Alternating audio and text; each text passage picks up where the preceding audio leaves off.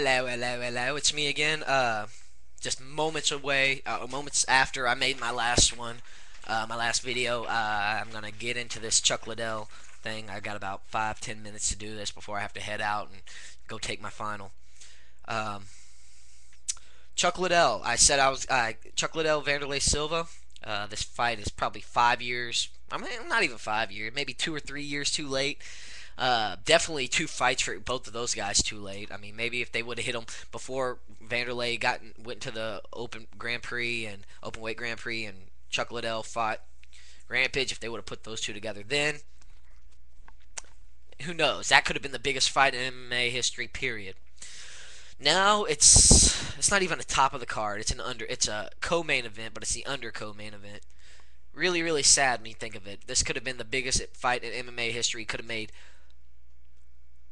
millions. I mean, millions. Could have rivaled the Oscar De La Hoya Floyd Mayweather fight. That could have been it could have been the Ali Frazier fight of MMA. That's how big that fight should have been. But instead, we're getting it now. Uh, the reason why I think Chuck's gonna win, Vanderlei, his style is tailor made for Chuck.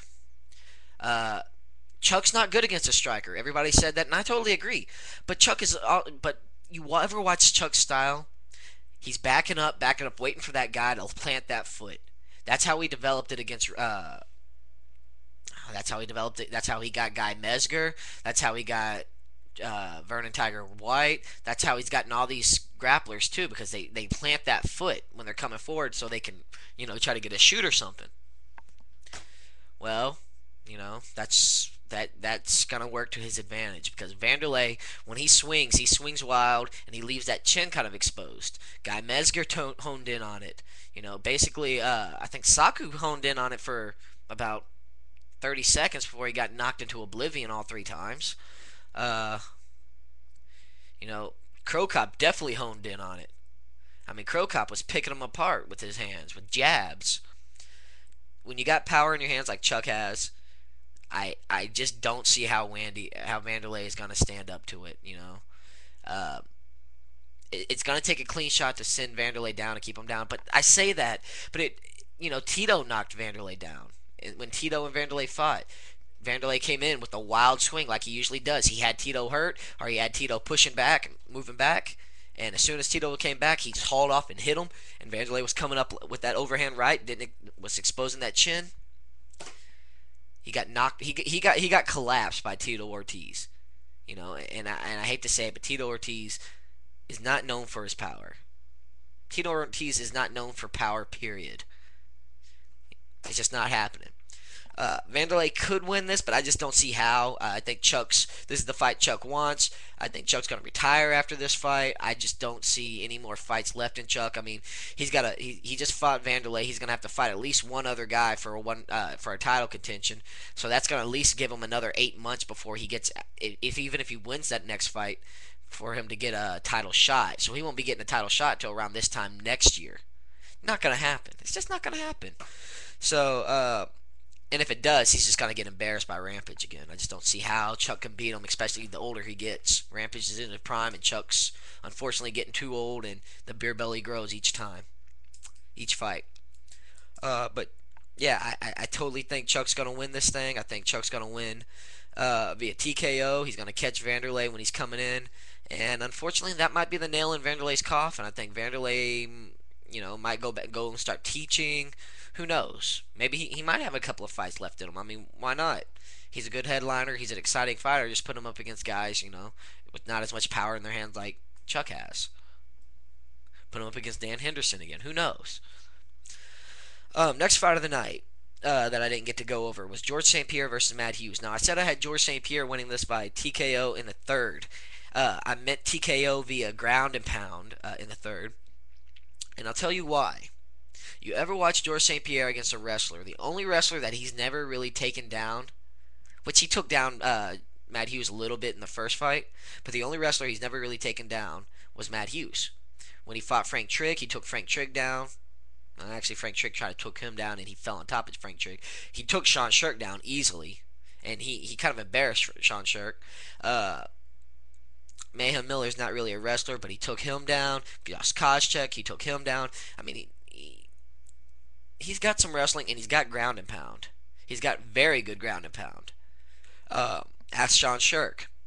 He's done something that nobody else has been able to do, which was finish Sean Shirk. So, he's done something that nobody else has been able to do, which is take BJ Penn down and keep him down. Yeah, BJ Penn might have been gassed, but nevertheless, a gassed BJ Penn is still pretty good about not getting taken down. So, I think Matt Hughes is going to come in with a game plan to take George St. Pierre down, and George St. Pierre is going to know this, and he's going to take Matt Hughes down. And Matt Hughes does not know what to do. I mean, he proved that when he fought BJ Penn, and BJ Penn broke his hand on Matt Hughes' face.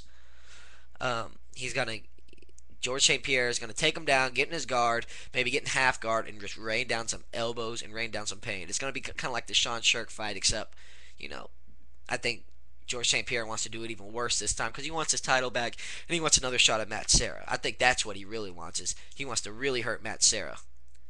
And he wants to retire Matt Hughes, because if he beats Matt Hughes, what's left for Matt Hughes to do? He's going to retire. Period. There's nothing left for him to do unless, maybe he wants to go up and wait and fight Anderson Silva, which I don't know why he would want to do that, but it's possible. So yeah, George St. Pierre, he's got great wrestling, he's got great strength. His cardio might not be up to par, but I think it's going to be good enough. I even a half prepared George St. Pierre, he's still. I mean, something tells. I don't think he's one of those type of guys. He's had a month to prepare. I still think he'll be able to make weight. He might not be as strong as he was, but I don't think he sits there and lets himself go soft. He seems like a gym rat, to be honest.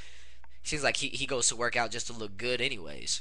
So, I mean, that's good excuse enough in itself that he could take that month. Usually he likes to prepare extra long, but that's George St. Pierre. That's his way. But I think he can do it. I think he's with a good camp to do it. And I think he might bring Greg Jackson home his first championship. His first UFC championship, I should say. So, yeah. That was it. I wanted to go over those. I'm sure I'm going to get flamed about everybody. I'm sure the Vanderlei people are going to tell me I don't know what I'm talking about. I'm sure Newbies is going to come on here and say, shut the fuck up, you don't know what the fuck you're talking about. And I hope he drinks the blue stuff under his sink, because it's really fucking ridiculous. He does it on every one of my videos. It's kind of funny, actually. I might be sad if he doesn't put that on there this time, if I don't get my usual flamage. But anyways, you guys, I got to go take my test now, so later, you have a great time, and I might make another video, not about UFC or an MMA, but I think I might make a video about some advice for Christmas shopping, believe it or not, because I might need some, and maybe I can get something going with all the Stick'em guys and everybody else that do these blogs. Some good Christmas ideas, because I'm running dry on my parents, and so maybe I can give them a few good ideas, and they can give me a few good ideas. All right, talk to you later. Bye.